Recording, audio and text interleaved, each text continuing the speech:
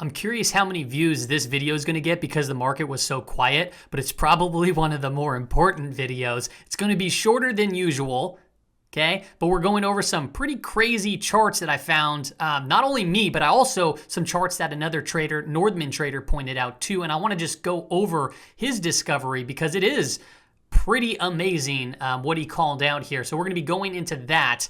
And I'll tell you what, the market is very quiet, almost too quiet. And this quietness can very well lead to some sort of complacency. You know, you're just like, no, nothing's going on in the markets. You just forget about it. It's all good. It's chill. And then all of a sudden, something happens. Could be good. It could be bad. We don't know. But we're going to be going over some charts today. But before we hop into today's show, I do want to announce that there's been a lot of people asking how they can support the channel because I don't sell anything. However, come May 1st, you can sign up now. But you won't be charged, I think, until May 1st. I think that's how Patreon works. I started a Patreon, so it is live at this particular point in time. I have a total of 0 Patreons because I just now started it. But what I want to call out is you can do a support your work. I have 2 different tiers. It's $4 a month. You can support my channel and everything that I do. I did leave my 6-figure job to do this full time. I also, though, made a $9 per month subscription. And this is where I'm going to be showing like daily trade ideas. And if there's no, good setups, I'm not going to be sharing them. But I might be doing like additional videos there where I'll walk through, entry points, targets, stop loss. And I'll just give you a big, array of different stock setups that I see. I looked around to like multiple different traders and watch lists to see how much they charge. Typically on average it's around $40+ a month, $20, $30, $40 a month. So I wanted to be able to give a reduced cost and then also provide as much as value as I can. Just to give you an idea, what I might be showing, something like this. I've been finding that specialty chemicals have a lot of charts that look like they're about to break out or are on the verge of breaking out. So I just wanted to point out this one right now. This is CLMT, and this actually right here is breaking out of this $6 range. You can see as a tight consolidation kind of flagging pattern. So this is something that you might want to put on your watch list right now. It's breaking out on not the greatest volume, but significantly more than yesterday's trading volume. And the price percent oscillator looks like it's about to crossing up. So if we get this continued move, we might be tagging $6.40 to $6.60 here very soon, which is a pretty large percentage point gain. Another one that I notice is ASIX. A lot of volume coming in right here.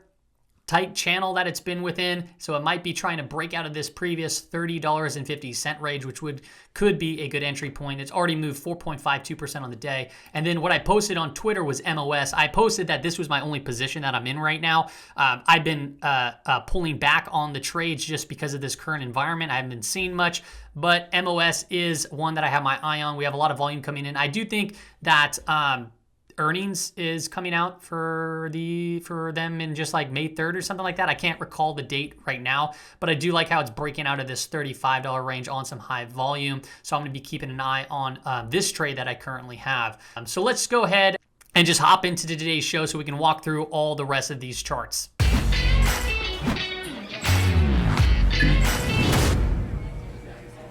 All right, welcome back. We're looking at the market dashboard right now. Leading the way, energy, industrials, and financials. Those 3 sectors. Okay, energy back on the top of the list. Oh, dang. It's finally here. Is energy finally making a move? It very well could be.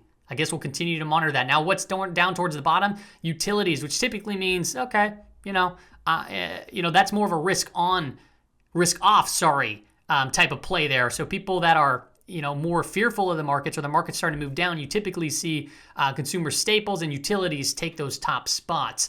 But right now, I wanted to call out financials. So you can see here on the left-hand side, the indices, they didn't really move much, but small caps, led the way up 0.27%, okay? And that could be because of financials here and partially due, okay? So financials, I want to pull out yields. Look at the 10-year yield, how it came up today, 2.23%. On yesterday's market brief, we were discussing how, I can't tell if this is rolling over, that people are saying it's rolling over, or if it's a pullback to a lower high and going to head higher. Well, if yields go higher, that is really good for the banks. And we also called out the BKX. Okay, this symmetrical triangle, it's starting to break out. Target is right around 126. Can it take it out? Yeah, it could take it out. Price percent oscillator is crossing over too. So as yields go up, it definitely benefits BKX. It definitely benefits the financials. But the IWM, The Russell 2000 ETF is important to keep an eye on because 20% of its holdings are in financials. And this has been in this sideways chop consolidation. Everyone's calling out this topping pattern, which it very well may still be. But we're starting to see some strength and breaking out of a tight consolidation range here. So it has my attention. So this right here to me looks like a potentially really good play. So keep an eye out on both financials and IWM as this week kind of progresses. Now, we have the Fed coming out tomorrow, so we can have I don't know if it's the start of the meeting. I forgot the FOMC meeting, or if they're coming out to actually, let us know everything. So just be very mindful that, whatever comes out as far as news, it could be very beneficial to long positions, or it could completely turn the markets around. So we'll see what takes place. Now, I want to get into some very interesting stuff. Here's a seasonality chart. Okay, we've talked about this. This is post-election year. It goes up in April, and then we see a pullback. Okay, we have not really seen a pullback by any means in April. April has been vertical up. Okay, May, we also see it move up, but then it kind of consolidates sideways. Sometimes we get little pullbacks too as well in May. The saying goes, sell in May. I always forget the saying, sell in May, go away, sell in May. I don't know. But you can see the average year, May, it typically has this drawdown. Okay, now I've showed this chart before. This is looking at the Bitcoin, Bitcoin being the future indicator here. But Bitcoin, when it hits these peaks, typically it leads, at least, the last 3 pullbacks, it's led the S&P 500 as a pretty good indicator. So it peaks out and then it pulls back, and then 4, 5, 6 trading days, maybe less, then all of a sudden the SPY rolls over, right? And we peaked out here, a few 4 days later, it's boom, to the downside. And then right here, it peaked out right there. A few days later, bam, to the downside. Right here, we're starting to see it pull back, but now we're starting to see strength, but we haven't seen the S&P 500 roll over yet. Now, that to me is interesting because we're starting to see these small range candles, which I'll get into a little bit more, but that quietness, like I said, can lead to some sort of complacency. And complacency, when like for example, if things aren't really moving, you don't really need to worry about it. So people start to kind of, once again, become complacent.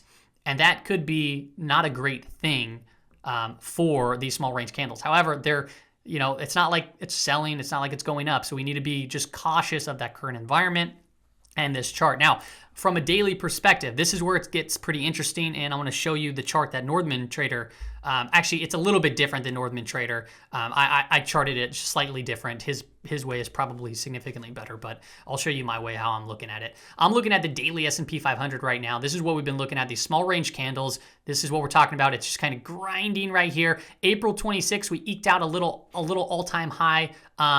I don't think it was a closing all-time high, but I think we tagged an all-time high from the upper range of the wick.